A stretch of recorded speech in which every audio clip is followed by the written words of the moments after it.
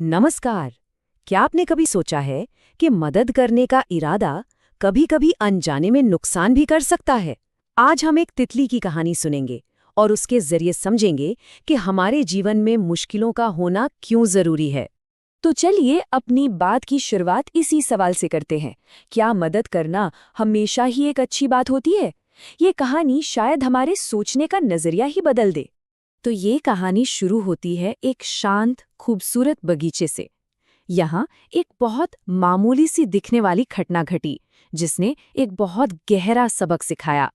एक दिन एक आदमी अपने बगीचे में टहल रहा था। तभी उसकी नज़र एक टहनी से लटकते तितली के कोकून पर पड़ी। उसने ध्यान से देखा तो पाया कि उस कोकून में एक बहुत छोटा सा छेद हो गया है। ये देखकर उसकी दिलचस्पी बढ़ गई। वो वहीं बैठ गया और घंटों तक बस देखता रहा। उसने देखा कि कैसे एक नन्ही सी तितली उस छोटे से छेद से बाहर निकलने के लिए जी जान से संघर्ष कर रही थी। और यही कहानी में एक मोड़ आता है, जब उस आदमी का दिल पसीज जाता है और वो एक फैसला लेता है। एक ऐसा फैसला जो सब कुछ बदलने वाला था। काफी देर तक जद्दोजहद करने के बाद तितली की हलचल एकदम बंद हो गई।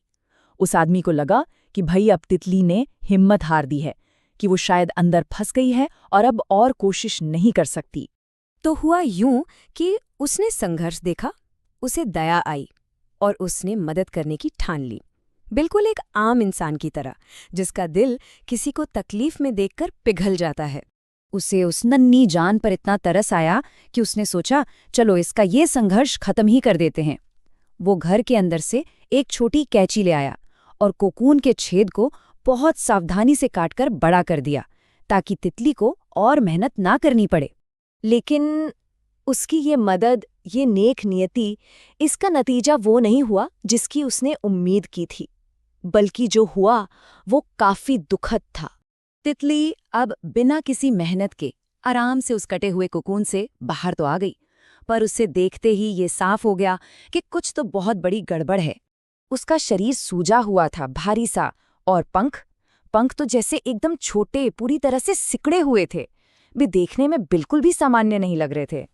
सोचिए, उम्मीद क्या थी? एक खूबसूरत, आज़ादी से उड़ने वाली तितली की, और हकीकत क्या थी? एक अपाहिज तितली जो सिर्फ जमीन पर रेंग सकती थी।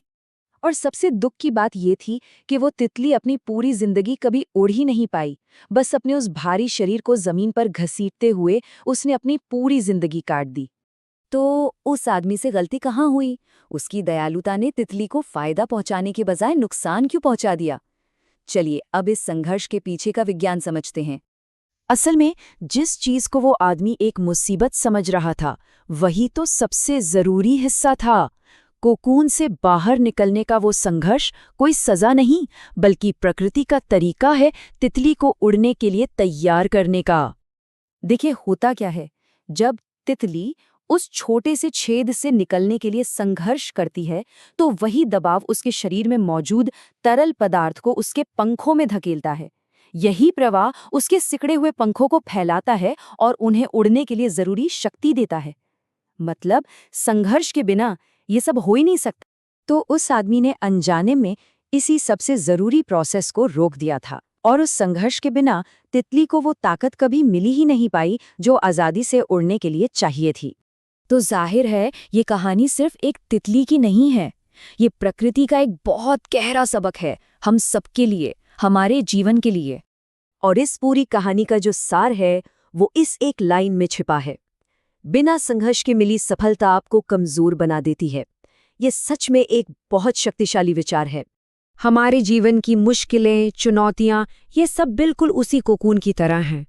ये हमें तोड़ने के लिए नहीं, बल्कि हमें वो ताकत देने के लिए आती हैं जिसकी हमें आगे जरूरत पड़ने वाली है।